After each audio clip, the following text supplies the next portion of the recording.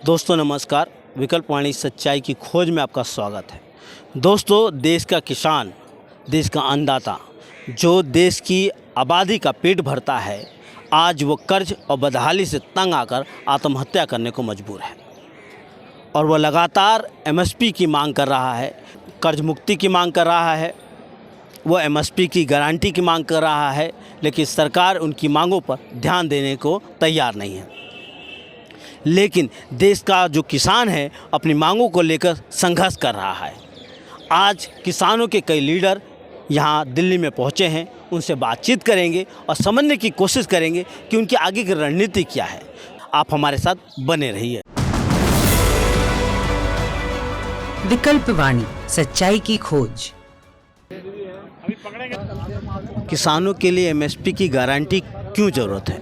देखिए, एमएसपी अभी जो किसान कर्ज में डूबा हुआ है, सुइसाइड्स कर रहा है, उसका एक बड़ा रीज़न है। वैसे तो कर्ज की जो शर्तें हैं, कंपाउंड इंटरेस्ट और बहुत सारी ऐसी चीज़ें हैं जो कर्ज में डुबोने के लिए कारण बनती हैं। लेकिन अगर किसान को उसकी मेहनत और उसकी प्रोड्यूस का पूरा मोल मिल जाए, जिसको हम सोचते हैं कि एमएसपी कैलकुलेट करने का जो फार्मूला है C2 + 50%, वो फार्मूला ही नहीं बल्कि उसके आगे उसकी बिकवाली भी जो है उसकी भी गारंटी हो जाए। सो दोनों की गारंटी करने वाला अगर कानून हो जाए, और तीसरा अगर किसानों के कर्ज को एक बार लगा दिया जाए, स्क्रैप कर दिया जाए, तो हमारा ये मानना है कि किसानों की सुइसाइड्स को एक हद तक बचा जा सकता है। सर, एक बात, जैसे कॉर्पोरेट आने का सरकार कह रही है कि खेती में अगर कॉर्पोरेट आती है तो खेती में आधुनिकीकरण बढ़ेगा, विकास बढ़ेगा, किसानों का भला होगा, लेकिन पूरा किसान आंदोलन उसका विरोध कर रहा है। क्यों? इसलिए कि कॉर्पोरेट अगर आता है, प्राइवेट प्लेयर आता है, तो उसमें तकनीक और डेवलपमेंट खेती को करने के लिए आता है, उसका अपना इंटरेस्ट होगा। वो अपनी चीज़ें लेकर आएगा, नए बीज लेकर आएगा, नई मशीनरी लेकर आएगा, उसके रेट भी अपने होंगे तो उसका जो रेट उनका जब अपना होगा तो खेती में लागत खर्चा बढ़ेगा तो इनकम कम होगी। इसलिए जो खेती से जो मुनाफा सरकारी खजाने में जाना था वो कॉरपोरेट के पास जाएगा। हमारा यही मांग है, इसीलिए हम विरोध कर रहे हैं। कॉरपोरेट आएंगे और खेती बची रह जाएगी, ये कैसे संभव है? कॉरपोरेट हेल्थ में आए तो हेल्थ का क्या हाल है सिस्टम का पूरे भारत का, एजुकेशन में आए तो उसका क्या हाल है, और जितनी भी जगह पे कॉरपोरेट ने पैर रखा है तो वो तबाही कर देते हैं। जहाँ भी पैर रखते हैं वहाँ सब कुछ तबाह कर देते हैं। तो खेती में कॉरपोरेट पैर रखेगा तो खेती का तबाह होना निश्चित है। सर, कैबिनेट की आर्थिक समिति ने इस साल के लिए खरीफ की फसल और रबी की फसल, दोनों मौसम की फसलों के लिए एमएसपी की गारंटी देने का वादा किया है। इसमें क्या किसानों को लाभ होगा सर? इस पे आप क्या कहना चाहेंगे? लाभकारी जो बोलते हैं ना, वैसे उसमें C2 फार्मूला नहीं है। C2 का मतलब ये है, एक कैलकुलेट करने का जो तरीका है, मतलब ये है कि लैंड जिसमें मैं खेती करता हूँ उसका रेंट कितना है, एनुअल रेंट, नंबर 1। नंबर 2, मैं जो लेबर करता हूँ मेरी लेबर की वैल्यू क्या डलती है। नंबर 3, किसान को जो खेती में जो सब्सिडी मिलती है क्या वो निकाल दी तो नहीं जाती। मैंने जो इन्वेस्टमेंट किया है, जितना भी कैपिटल इन्वेस्ट किया है, वो इन्वेस्ट का डेप्रिसिएशन क्या मेरे जो कमोडिटी है उसमें इंक्लूड किया जाता है। अगर ये 4 चीज़ें इंक्लूड नहीं की जाती हैं तो वो जो है A1 + 50% है, वो नहीं, हमें C2 चाहिए। C2 करने का मतलब मेरा लेबर जो है स्किल्ड लेबर गिना जाएगा। मेरा रेंट अगर 50,000 पर ईयर है तो पर 6 महीने का वो 25,000 होगा। जो सब्सिडी मुझे इलेक्ट्रिसिटी और डीजल और पेट्रोल में मिलती है उसको निकाला नहीं जाएगा, वो ऐड होगी उसमें। तो ये चीज़ें करने के लिए हमारा CACP ये बोलता है कि अगर हम कीमत बढ़ जाएगी तो लोग खाएंगे कैसे। ठीक बात है उनका। हम चाहते हैं कि खाने वाले लोगों को PDS के ज़रिए उनको सब्सिडी दी जाए, लेकिन इस बहाने पर किसान की जो बनती कीमत है उसकी कमोडिटी की पर क्विंटल, वो कॉस्ट के ऊपर 50% बना के दिया जाए। ये हमारा बार बार कहना है। ये उनका ही स्वामीनाथन कमीशन कहता था, हमने नहीं कहा। उनका ही रमेश चंद्र कमेटी जो है, आज जो रमेश खुद वो नीति आयोग में है, उसने ही C2 का फार्मूला निकाला था। 50% स्वामीनाथन जी ने कहा था, रमेश चंद्र ने C2 फार्मूला बनाया, तो हम उनके ही फार्मूले के इम्प्लीमेंटेशन की बात करते हैं। सर एक सवाल है कि जैसे सरकार लगातार दावा करती है कि हम जो भी फसल बर्बाद होता है उसका फसल बीमा दे रहे हैं, इसका ढिंढोरा बहुत पीटा जाता है, लेकिन दूसरी तो हम खबरें आती हैं कि इसमें धांधली बहुत है, कि बहुत सारे किसानों को नहीं मिलता है फसल बीमा।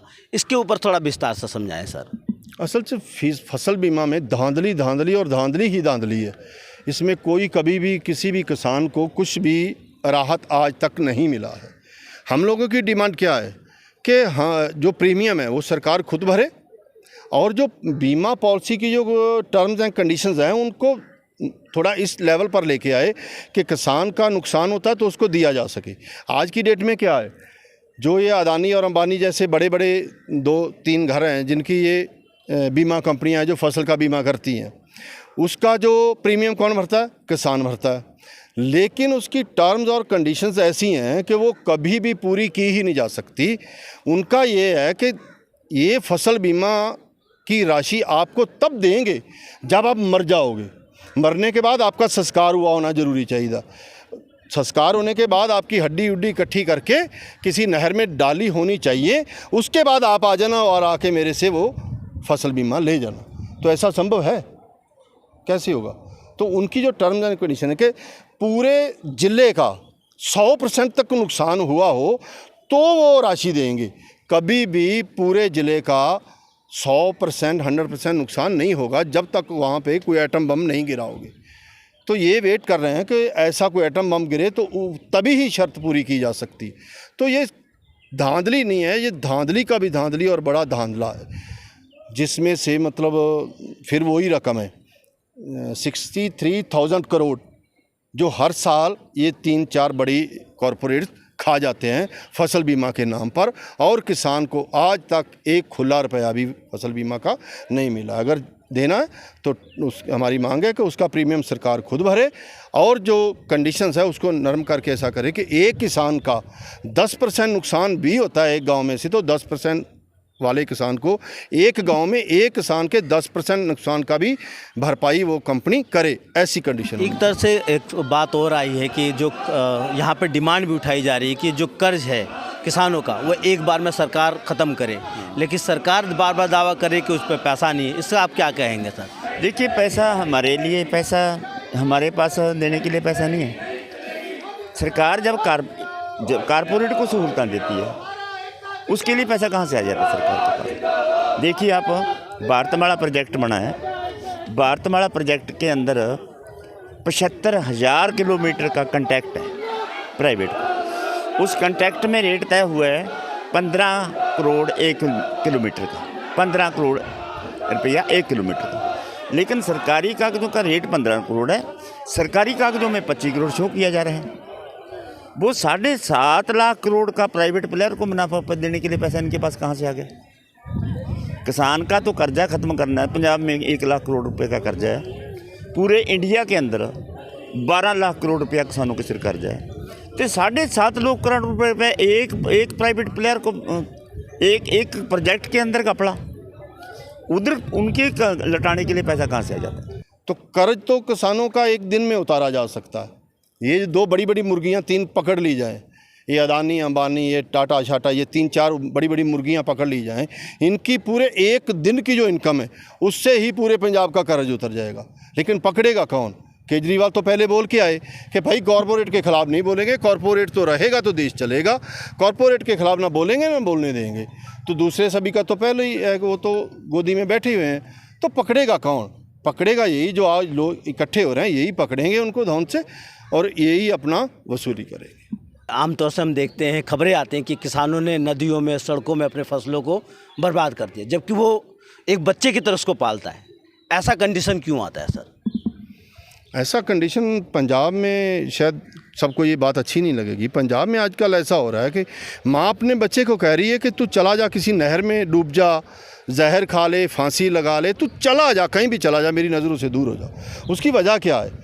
बच्चे नशा कर रहे हैं, वो तिल मर रहे हैं, माँ उसको देख नहीं पा रही, वो घर का सामान बेच रहे हैं, ऐसा कुछ चल रहा है। तो आप सोचो, एक माँ जब अपने बच्चे को इस हालात में कह सकती है कि तुम मर जा, चला जा, तो किसान पर उस टाइम क्या कंडीशन होगी जो अपनी जब फसल को सड़कों पे फेंकता।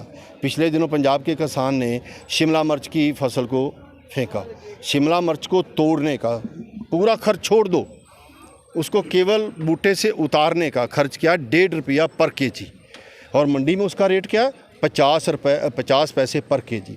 यानी कि तुड़वाई में भी 1 रुपया किसान को जेब में से निकाल के देना पड़ेगा, और उसको लेके आना मंडी उंडी ये सब तो अलग हो गया। जो उसने बोई जब से वो सब खर्च अलग हो गए। तो कैसे वो आदमी क्यों नहीं फेंकेगा? तो क्या करेगा 50 पैसे को लेके? कुछ नहीं। तो हालात ऐसा बना दिया जाता है किसान का, उस माँ जैसा जिसका बेटा तिल तिल मर रहा है, उस माँ जैसा हालात किसान का जब बना दिया जाता है तो वो अपनी फसल को फेंकने के लिए मजबूर हो। पंजाब में नई सरकार आई है, नई पार्टी आई है, फिर किसानों का कितना भला हुआ सर? किसानों का सरकार ही बदली है ना, कपड़े बदले हैं, पॉलिसी में कोई चेंज नहीं आया। पॉलिसी वही है जो पहले दूसरी सरकार ही। ये आपकी सरकार, आम आदमी की सरकार, हमारी सरकार, उनकी सरकार, इनकी सरकार, ये सरकारों का नाम बदल से कोई ठीक है। जब तक पॉलिसी के अंदर चेंज नहीं आता, सिस्टम के अंदर चेंज नहीं आता, कोई नीति के अंदर चेंज नहीं आता, तब तक हमारा कैसे भला होगा? सरकारें बदलती रहती हैं, बदलती रहें, कपड़े बदलती हैं। जब भी कोई सरकार आती है तो बोलती है कि हम नई आर्थिक नीतियों के ऊपर पहरेदारी करेंगे। नई आर्थिक नीतियों के अंदर कोई फ़र्क नहीं पड़ेगा। नई आर्थिक नीतियों के अंदर फ़र्क नहीं पड़ेगा तो हमारी हालत में कोई फ़र्क नहीं पड़ेगा। आम आदमी की बने, जो खास आदमी की बने, हमें इससे कोई लेना नहीं। तो विकल्प क्या है सर? विकल्प है ये जो अभी कर रहे हैं, अपने अधिकारों के लिए संघर्ष करना सीखो, नाबरी का रुझान पैदा करो, सरकार के सामने खड़े होकर सवाल खड़े करो कि ये करो, ऐसा करना होगा। उनके हालत ऐसा पैदा कर दो कि सरकार को उनके तो आपके मुताबिक चलना पड़े। ऐसा हालत पैदा करने के लिए संघर्ष जरूरी है और एक का जरूरी है, जो आज हम कर रहे हैं ऐसे। दोस्तों, अभी आप लोगों ने किसानों के नेताओं की बात सुने।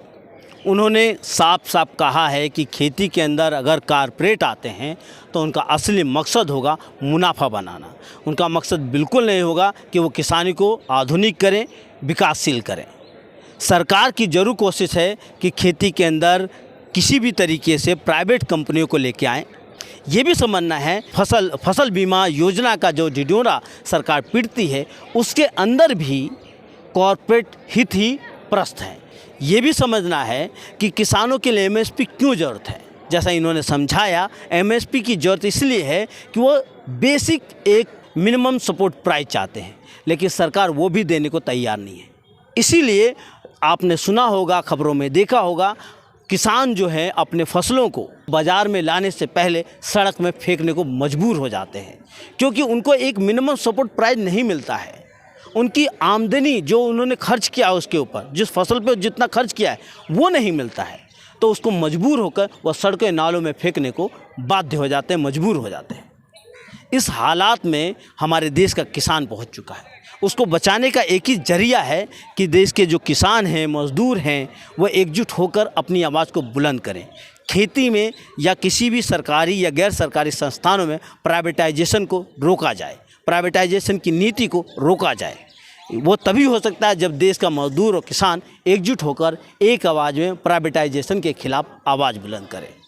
आप इस बारे में सोचिए, समझिए और देखते रहिए विकल्प वाणी, सच्चाई की खोज।